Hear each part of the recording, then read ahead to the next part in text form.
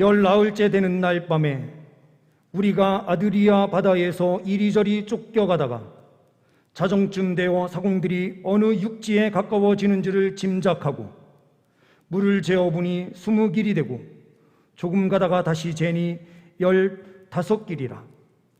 암초에 걸릴까 하여 고물로 단 넷을 내리고 날이 새기를 고대하니라. 사공들이 도망하고자 하여 이물에서 닷을 내리는 채 하고 거룻배를 바다에 내려놓거늘 바울이 백부장과 군인들에게 이르되 이 사람들이 배에 있지 아니하면 너희가 구원을 얻지 못하리라 하니 이에 군인들이 거룻줄을 끊어 떼어 버리리라. 날이 새어가매 바울이 여러 사람에게 음식 먹기를 권하여 이르되 너희가 기다리고 기다리며 먹지 못하고 줄인지가 오늘까지 10나흘인즉 음식 먹기를 권하노니 이것이 너희의 구원을 위하는 것이요 너희 중 머리카락 하나도 잃을 자가 없으리라 하고 떡을 가져다가 모든 사람 앞에서 하나님께 축사하고 떼어 먹기를 시작하며 그들도 다 안심하고 받아 먹으니 배에 있는 우리의 수는 전부 276명이더라. 아멘. 우리가 지난주에 함께 말씀을 나눈 내용은 강풍이 있을 때 첫 번째 시간으로 우리가 믿음 편을 함께 말씀을 나눴습니다. 가지고 계신 주보의 내용을 보시면 우리가 지난주 설교 요약이 되어 있는데요. 강풍 속에서도 안심을 누리게 된다라고 하는 사실, 이것은 믿음의 선포였습니다. 또한 믿음은 하나님께 속한 자임을 확신하는 것이다 라고 말씀을 드렸습니다. 믿음은 또한 하나님과 말씀에 대한 확신으로 나아갈 때에 강풍 속에서도 우리는 승리할 수 있다라는 말씀을 함께 나누었습니다.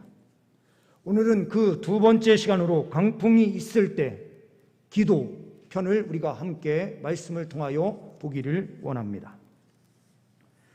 준비된 PPT 내용을 먼저 보시면은요, 구글에서 검색을 하시면 아드리아 해 27절 말씀에 10나흘째 되는 날 밤에 우리가 아드리아 바다에서 라고 되어 있는데요, 이 아드리아 바다가 어디인가 치면 이탈리아 반도와 그리고 발칸 반도 사이가 요 아드리아 바다로 표시가 됩니다. 그런데 우리가 말씀을 보고 우리가 또한 지도를 확인하게 되면 지중해에서 표류하는 것으로 나타나거든요. 그래서 이 기록이 잘못된 것 아니냐라고 또 주장하실 분들이 계실지도 모르겠습니다.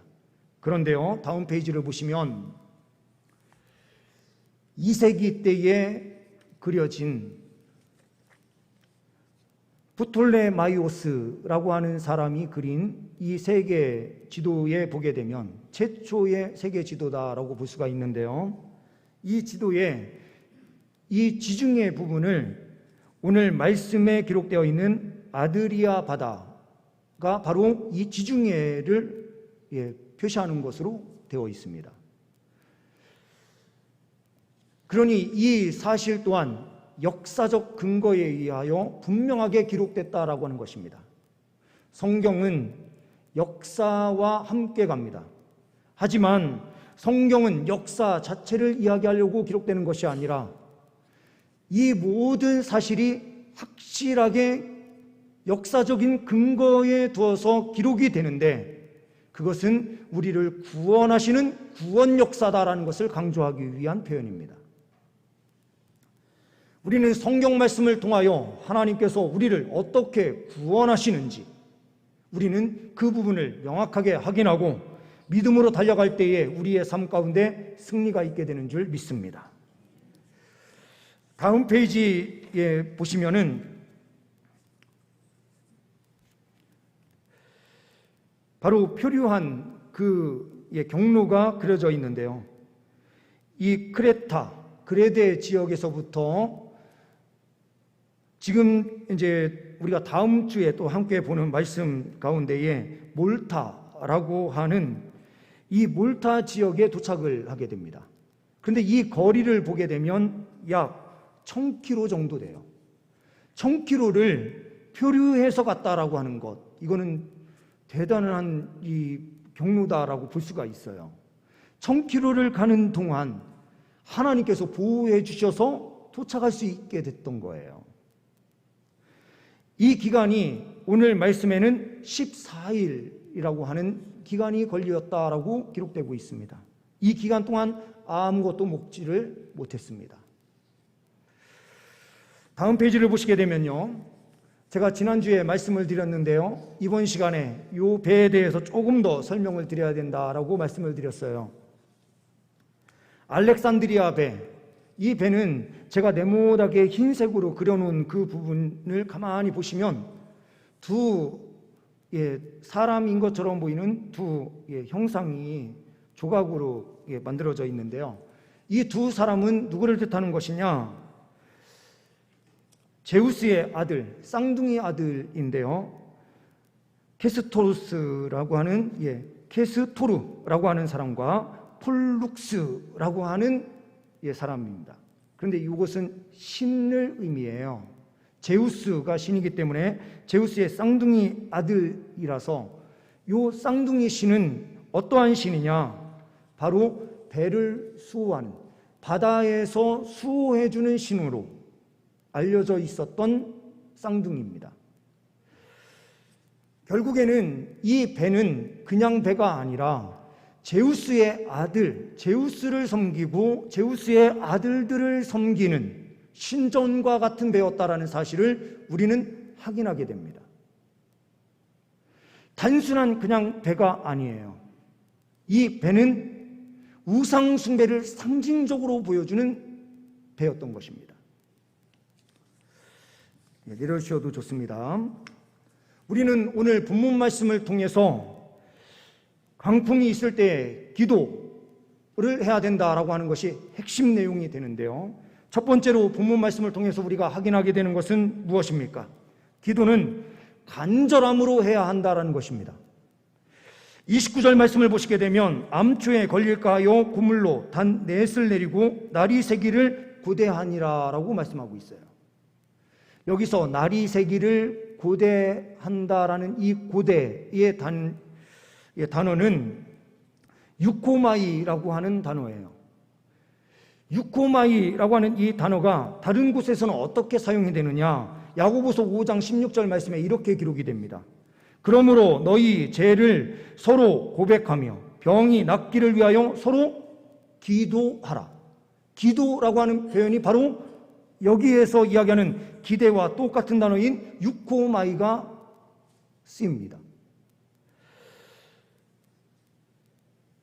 그러면 우리는 다시 한번 생각해 볼 수가 있습니다. 고대한다라고 하는 것은요, 날이 새기까지 그냥 시간을 허송세월하면서 보내는 것이 아닙니다. 그런데 오늘 말씀에 왜 기도다라고 표현하지 않고 고대하였다라고 표현되고 있었을까라는 거죠. 이것은 하나님께서 성령의 감동으로 함께 하셔서 누가가 이 말씀 사도행전을 기록할 때에 이 부분이 분명한 구분점이 있음을 표시하시기 위한 것이었습니다. 의도하셔서 이 단어를 사용하신 거예요. 어떤 의도가 있었는가? 이방 사람들은 이 시간에 정말 날이 새기를 그냥 간절한 염원 정도만 가지고 기다리고 있었을 시간이에요. 그런데 하나님을 믿는 바울과 우리라고 하는 이 표현이 나오는 것으로 볼 때에 37절 말씀에 우리의 수는 이라는 표현으로 기록이 되는데요, 여기에 누가가 함께하고 있었음을 우리는 확인할 수 있는 단어예요.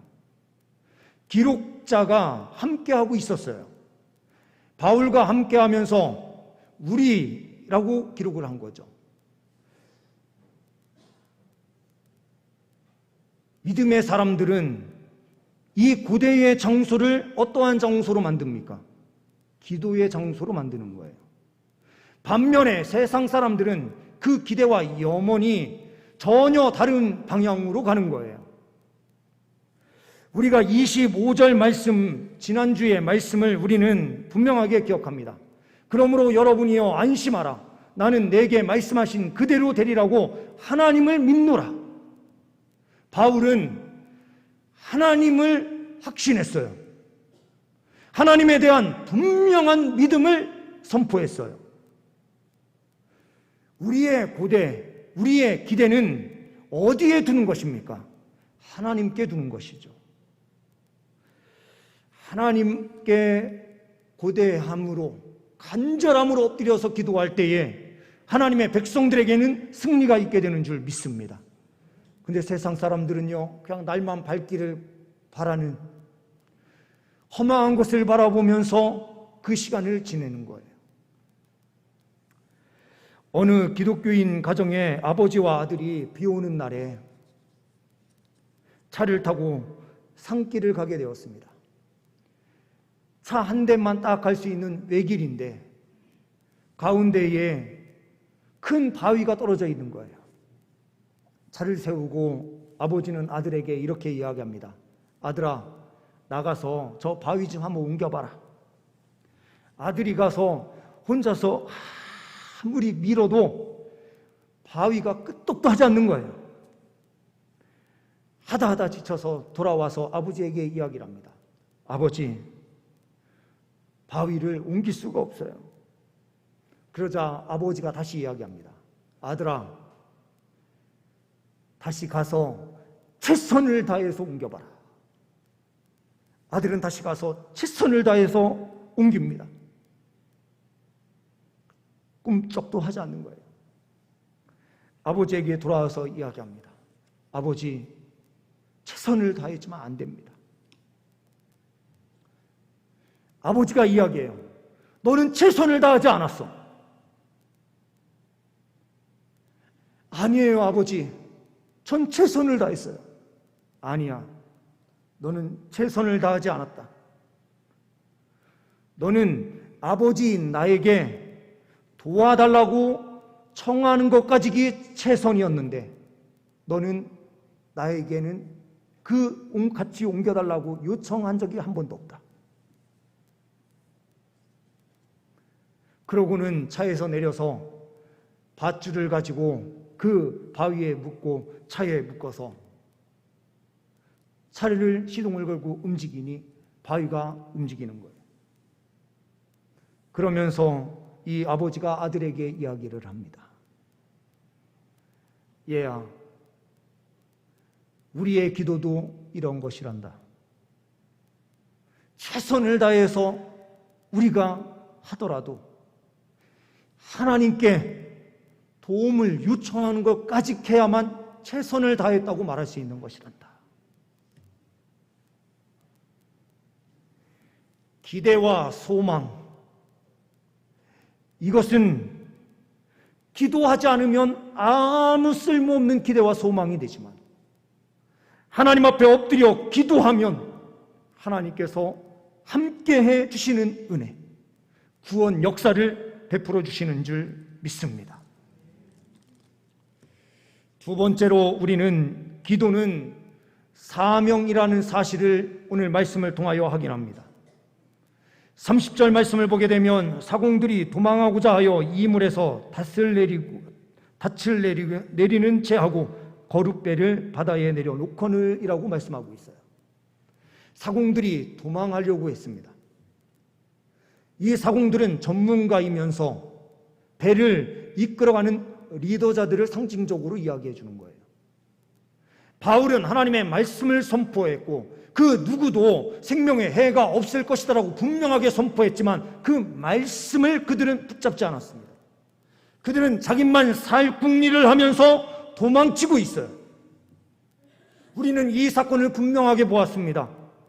우리나라에서 있었던 큰 대형 사고에서 배를 그냥 버려두고 사람들이 죽어가든 어떻든 관계하지 않고 자기네들만 먼저 살아야 되겠다고 하면서 뱃머리에서 나와서 도망치려고 했었던 그 사람들을 우리는 분명하게 보았어요.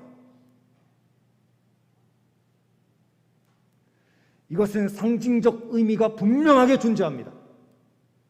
기도는 단순한 자리가 아니라 사명의 자리다 라는 것입니다. 바울 사도는 이 사실 가운데서 분명하게 발견하고 있습니다. 배가 출발할 때에는 주도권이 누구에게 있었습니까? 백부장과 그리고 선주와 그리고 그들과 함께하는 뱃사람들이 우선권을 가지고 있었어요. 주도권을 가지고 있어요. 그런데 지금 이 자리에서는 누가 주도권을 가지고 있습니까? 점점 그 주도권이 바울에게 넘어오고 있는 것을 볼 수가 있어요. 바울이 확인을 하고 군인들에게 이야기하자 군인들이 움직여서 그 거룻줄을 다 끊어버려요. 날이 새기를 기다리면서 닻을 내리는 척, 뱃머리에서 닻을 내리는 척하고 그러면서 구명정을 내려서 도망치려고 하는 그들의 모습. 가만히 보니 숫자가 많은 거예요. 구명정은 몇 대 없는데 그 배라고 하는 것은 우리 뱃사람들만 간신히 타고 피할 수 있을 정도인데, 그러니 이 사람들은 정보를 가지고 있었어요. 아, 육지에 다가오고 있구나. 배를 운행하는 사람들은 감으로 느낀다고 그래요. 저는 정확하게는 모르겠는데요. 육지에 바람이 닿아서 오는 거하고 바다 한가운데 있는 바람하고는 뭔가 다른 것이 있다라고 하더라고요. 순간 느낀 거죠. 그래서 거기에 줄을 내려서 깊이를 재어보니 점점 가까이 어떤 섬이 있구나라는 것을 감각적으로 느끼는 거죠. 그런데 더 들어갔다가는 이게 나무배로 되어 있으니 잘못하면 자초될 수 있겠다라는 생각이 들어서 뒤에 닷을 4개를 내리고 멈춰서서 날이 새도록 기다리고 있었던 거예요. 그런데 날이 조금 새면서 이제 조금 앞이 좀 보일만하고 보니 저 건너 조금 멀리는 있지만 저 멀리 부분에 섬이 하나 있다는 것이 보이니 도망갈 궁리를 한 거예요. 우리는 세상의 리더자들입니다. 보잘것없는 사람들인 것처럼 보일지 몰라도 예수 믿는 사람들에게는 다른 능력이 있어요. 이 나라, 이 민족이 세워지는 것은 위에 있는 대통령들과 그리고 머리 좋은 사람들에 의하여 이 나라, 이 민족이 굴러가는 것이 아니라 기도의 사람들을 통해서 움직이는 거예요. 하나님께서 함께하여 주실 때에 이 민족은 굳건하게 세워져요. 교회도 마찬가지입니다. 교회도 다양한 사람들이 있을 수 있는데요, 서로 그 사명의 자리를 놓아놓고 나만 탈출하고 나만 도망가겠다라고 하는 생각을 가진 사람들이 많은 공동체가 되어버리면 교회 공동체는 굳건하게 세워질 수 없습니다. 어떻게 보면 바울 사도가 가장 먼저 도망가야 될 사람일지도 몰라요. 신앙인인데 우상 숭배의 신전과 같은 장소였던 그 알렉산드리아 배에서 그냥 있을 이유가 뭐가 있습니까? 그런데 하나님의 명령이 주어졌기에 그는 그 자리가 사명의 자리임을 기억했고 그 자리에서 영적인 권세를 가지고 힘있게 전진해 나아가는 모습을 우리는 말씀을 통하여 보게 되는 것입니다. 기도하는 사람들이 기도의 자리를 지키지 아니하고 내팽겨치고 도망하고자 하는 그 숫자가 많아지면 많아질수록 이 나라, 이 민족은 점점 그 갈 길을 잃어버리게 될 것입니다. 우리 교회도 마찬가지입니다. 기도의 사명자들이 점점 사라지고 이 자리가 텅텅 비는 자리가 될 경우에 우리 교회는 더 이상 힘쓸 수 없는 공동체가 될 것입니다. 하지만 사명의 자리인 기도의 자리를 서로 함께 지켜내고 아무리 큰 광풍이, 유라굴로 광풍이 그렇게 치고 온다 하더라도 파도가 강력하게 뒤엎는다 하더라도 하나님을 믿는 신실한 믿음을 가지고 주님 앞에 엎드려 간절히 기도하는 주의 백성들이 많아지면 많아질수록 주님의 공동체는 더욱더 아름답게 세워지는 것입니다. 주님께서는 우리에게 말씀하십니다. 사공들과 같이 도망하는 자로 살 것이냐, 아니면 하나님 말씀 부여잡고 엎드리는 바울과 같은 삶을 살 것이냐, 우리에게 요구하시는 그 분명한 요구를 우리는 바라보면서 주님 앞에 기도의 자리를 지키며 사명 다할 수 있는 우리 모두가 될 수 있기를 소망합니다. 세 번째로는 기도는 양식입니다. 35절부터 37절 말씀을 보시게 되면 떡을 가져다가 모든 사람 앞에서 하나님께 축사하고 떼어 먹기를 시작하매 그들도 다 안심하고 받아 먹으니 배에 있는 우리의 수는 전부 276명이었더라라고 기록합니다. 떡을 가지고 축사하는 장면, 우리는 어디에서 보았죠? 예수님의 성찬식에서 보았어요. 기도하는 한 사람, 믿음의 선포를 통하여 살아계신 하나님을 온전히 드러낸 바울 사도를 통해서 이 우상과 같은 배가 무엇으로 지금 바뀌고 있습니까? 성찬 예식이 행해지는 주님의 나라로 이 배가 점점 바뀌어지고 있다는 사실을 우리는 말씀을 통하여 확인하는 것입니다. 믿지 않는 자들도 그 안에 있을 수 있는데 하나님의 사람, 그 사람이 모든 사람이 보는 가운데서 하나님께 축사 기도를 하고 그 떡을 함께 나누는 거예요. 이 장면이야말로 놀라운 장면인 거예요. 기도는 양식으로 표현됩니다. 기도할 때에 성령 하나님께서 우리 가운데 오셔서 우리의 영이 살아나요. 오병이어의 기적은 어떠합니까? 오병이어의 기적이 예수 그리스도를 통하여 나타났을 때에 이것은 요한복음은 무엇으로 이야기하느냐? 생명의 떡이었다라고 표현해요. 이 생명의 떡이 복음서에 가서는 성찬식과 직접적으로 연결돼요. 성찬식은 생명의 떡으로 우리에게 주어진 것입니다. 이것은 예수 그리스도를 상징적으로 보여주죠. 예수님의 몸을 먹고 마실 때에 힘을 얻는 것입니다. 이것은 또한 유월절 사건과도 밀접하게 연결이 돼요. 유월절에 어떻게 합니까? 유월절 날에 양을 잡고 사람들이 허리에 허리띠를 띠고 신을 신고 그리고요 지팡이까지 잡고 빠르게 그 양고기를 먹어라라고 주님께서 말씀하셨어요. 그 양은 어린 양이신 예수 그리스도를 상징적으로 보여주는데요. 이 양을 먹고 가야 되는 이유가 무엇이었습니까?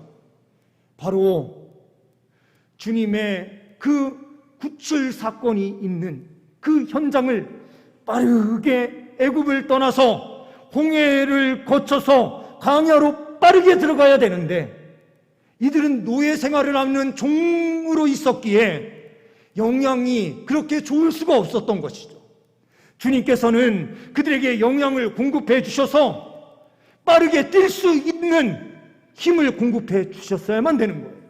어린 양은 바로 그들이 뛸 수 있는 힘을 공급해 주는 양식이었던 거예요. 마찬가지로 이 배에서도 14일 동안 아무것도 먹을 수 없었던 그들에게 기도를 통하여 이 떼었던 그 떡은 생명의 양식이 되어서 그들이 배를 탈출해서 나와서 그 바다를 건너야 되는 그 과정 속에서 반드시 있어야 되는 힘이 이 떡을 통해서 공급됐던 거예요. 기도는 나눔이 실천되고 기도는 그 나눔을 통해서 생명의 양식이 모든 사람들에게 들어가게 하는 역할을 하게 됩니다. 기도가 없으면 주변의 사람들이 함께 살아날 수가 없어요. 말씀의 확신, 기도, 이것이 함께 가야만 공동체가 힘있게 살아날 수가 있어요. 기도 없는 공동체는 아무리 말씀의 뜨거움이 있어도 그 확신 가운데 뜨거운 열정과 헌신과 봉사가 들어올 수가 없어요. 기도로 함께 해 나아갈 때에 말씀이 기도의 능력으로 나타나고, 기도의 능력은 또한 우리의 삶 가운데 능력으로 함께 나타나서 이 세상을 변화시키고 완전히 새롭게 하는 능력이 되는 거예요. 우리 공동체가 말씀과 기도에 전무할 수 있는 공동체가 될 수 있기를 원합니다.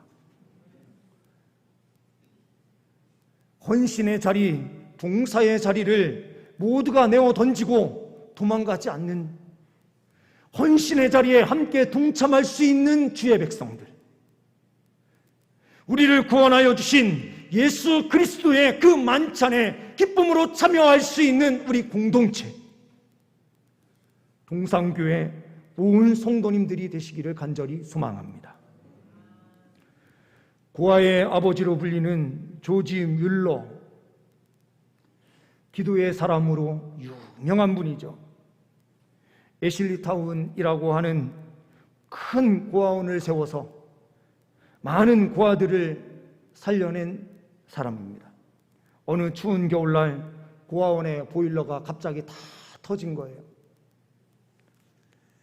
보일러가 고장이 나자 거기에서 일을 하던 선생님들, 이런 분들이 난리가 났습니다. 어린 영아도 있는데 이 영아들까지 다 얼어 죽게 생겼다라고 해서 난리를 치면서 이 조지 뮬러에게 찾아온 거예요. 어떻게 합니까? 근데 이 조지 뮬러가 바로 성경책을 옆에 끼고 교회로 가서 무릎을 꿇고 기도합니다. 날씨를 주장하시는 하나님 아버지, 이 어린 아이들을 다 하나님께서 저에게 맡겨주시지 않으셨습니까? 주님께서 맡겨주신 생명들입니다. 이 어린 생명들의 아버지는 하나님이시고 저는 총무일 뿐입니다. 아버지 하나님, 시간과 때를 주장하시는 아버지께서 일주일 동안은 봄 날씨로 변화시켜 주옵소서. 그 추운 겨울 날씨를 봄 날씨로 바꿔달라고 기도를 한 거예요. 그런데 이 기도, 부르짖음의 기도를 하는 그 시간에 갑자기 남동풍, 동풍이 불어오기 시작하는 거예요. 북풍이 멈추어지고 동풍인 따뜻한 바람이 불어오기 시작하면서 영국 전체가 갑자기 온실처럼 바뀌어버린 겁니다. 어떤 사람들은 이야기하실지 모르겠습니다.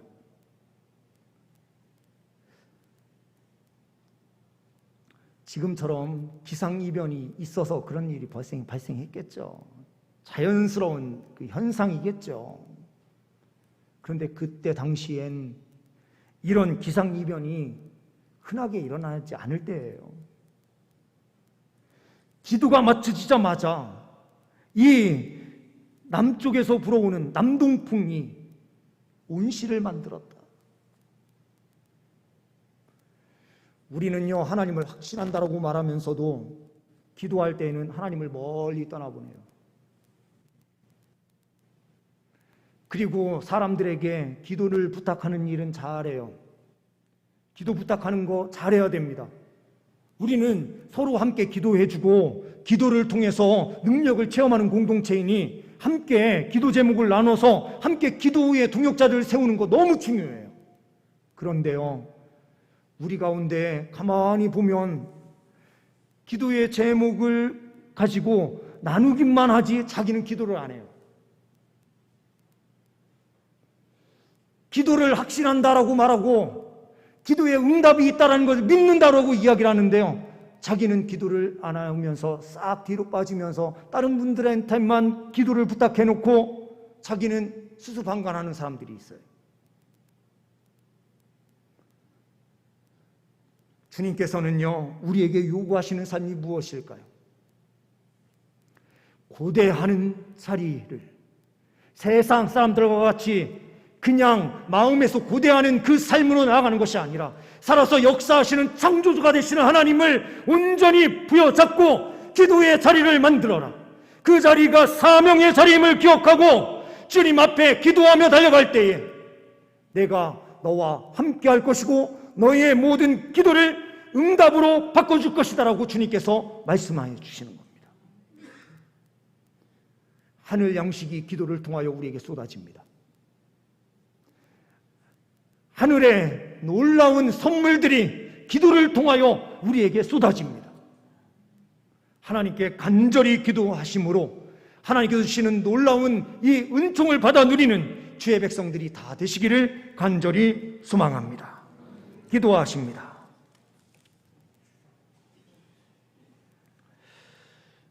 하나님 아버지, 풍랑 속에 있는 큰 광풍을 인하여 어찌 해야 될 바를 모르고 있는 우리 성도님들의 삶, 주님 찾아가 주셔서 역사하여 주시기를 소망합니다.